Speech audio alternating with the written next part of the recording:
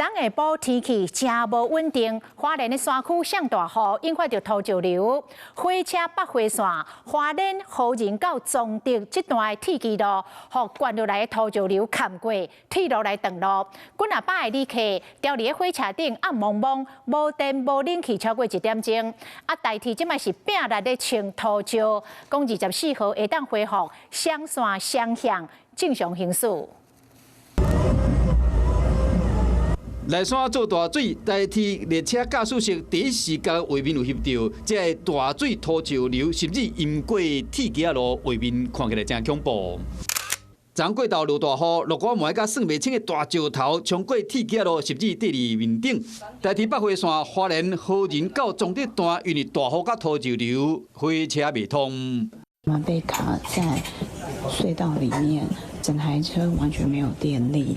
所有的人困在这里，列车卡在隧道里面，外面乌漆嘛黑，车子倾斜，没有电力。有一些人的手机、行动电话无法通讯，所以有一些不安与着急。477车厝的新竹江号，车顶有几啊百人，捌掉伫车厢内底，火车搁捌倒退路，大家拢着惊。有人客讲是靠真侪不熟悉人互相帮助，才渡过难关的。 火车伫崩坑内停超过1点钟，无电无冷气，窗门嘛拍袂开。有人去翕到，有医护人员开6罐的上锁，互车顶的人有较爽快。有人徛伫车厢之间的通路，用车一直甲这个囡仔下风。我们已经开的那一班吗？ 花莲运务段监视器画面清楚翕到土石流造成灾害过程，嘛好落石头的监测等等的预警系统，敢有发挥作用，受到人的关心。不过一个前代替也未对这个代志做回应，啊那是抢修的工程呢？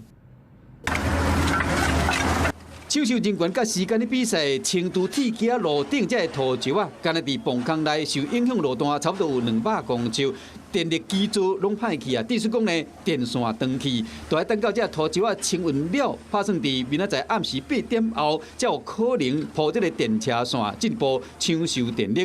啊，那什么时阵会恢复通车，就要看抢修的进度。 Hello， 我是蒋欣梅。想要抢先掌握最及时的新闻资讯吗？赶快订阅、按赞、开启小铃铛，锁定华视新闻 YouTube 频道。